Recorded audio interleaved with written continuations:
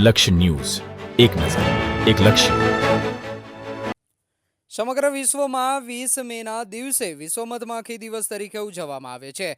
વિશ્વ મધમાખી દિવસનો મુખ્ય ઉદ્દેશ્ય ઇકોસિસ્ટમમાં મધમાખીઓ અને અન્ય પરાગ રજકોના મહત્વને ઓળખવાનો છે। વિશ્વ મધમાખી દિવસ મુખ્યત્વે જૈવ વિવિધતા જાળવવામાં મધમાખીના મહત્વ વિશે જનજાગૃતિ વધારવા માટે પણ ઉપયોગી નીવડે છે। વિશ્વ મધમાખી દિવસમાં મધમાખીના મહત્વ વિશે જનજાગૃતિ વધારવાના કારણે પરાગરજકોને તેમના રહેઠાણોનું રક્ષણ થશે અને તેમાં સુધારો થશે, તેમની વસ્તીમાં વધારો થશે અને મધમાખી ઉછેરના લાંબા ગાળાના વિકાસને ટેકો અપાશે। મધમાખીઓ અને મધમાખી ઉછેરની વિવિધતાની ઉજવણી છે।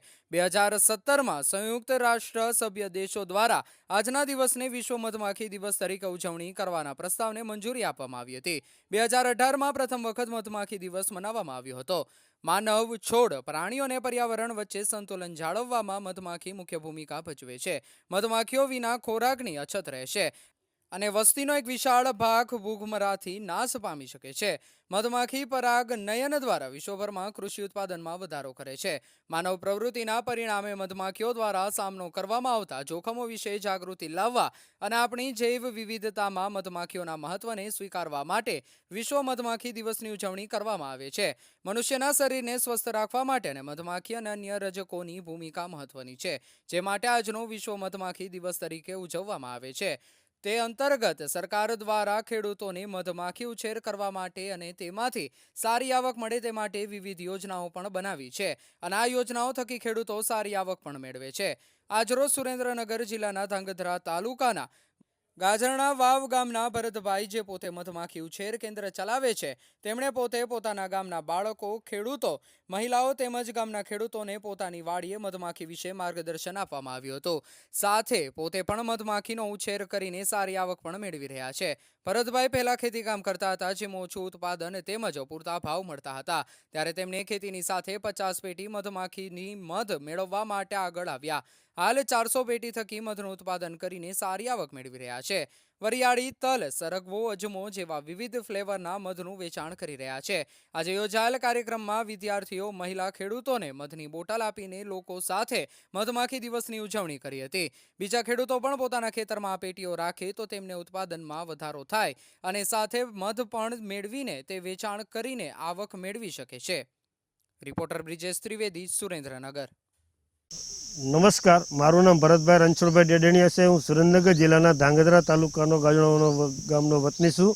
આજથી 7 વર્ષ પહેલાં અમે પરંપરાગત ખેતી કરતા હતા, પણ એમાં ઉત્પાદન ઓછું આવતા આપણે પ્રધાનમંત્રી મોદી સાહેબનું સૂચન પ્રમાણે એક મધમાખી જો ખેતી સાથે સાથે સંકળાયેલું હોય તો સારું રહે, એટલે અમે ખાદીગ્રામ ઉદ્યોગ અમદાવાદમાં ટ્રેનિંગ લઈ અને અમને પણ અહીંયાથી 10 પેટી આપવામાં આવી હતી। ત્યારબાદ બાગાયત તરફથી અમને 50 પેટી ઉપર 50% સબસિડી આપવામાં આવી હતી અને મેં 5 વર્ષ પહેલાં મધમાખી ઉછેરનું ચાલુ કરેલ 50 પેટીથી।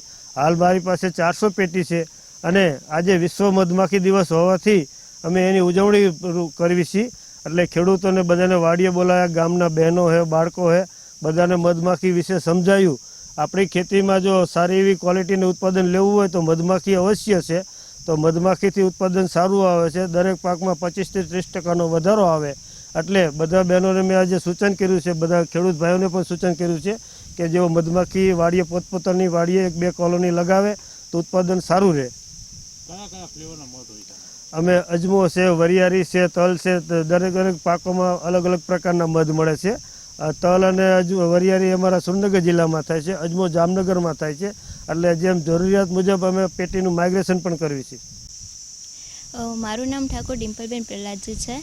અમે ગાજરણાઓની માધ્યમિક શાળામાં અભ્યાસ કરીએ છીએ અને આજે વિશ્વ મધમાખી દિવસના દિવસે અમને ગાજરવાના વતની શ્રી ભરતભાઈ ડેડાણીયાએ જે નવો ઉદ્યોગ ચાલુ કર્યો છે તે જોઈને તે નવું જાણવા મળ્યું। અમે અહીંયા તેમને અમે લાવ્યા અમને અને બધું બતાવ્યું, અમને સમજાવ્યું અને મધમાખી કેવી રીતે મધ ઉત્પન્ન કરે છે અથવા તો તેમાં કેવી કેવી જાત આવે છે તે બધું અમને જણાવ્યું। તે બદલ એમનો ખૂબ ખૂબ આભાર। તેઓએ બહુ સરસ અમને સારી રીતે સમજાવ્યું અને એ પણ સમજાવ્યું કે મધમાખી જો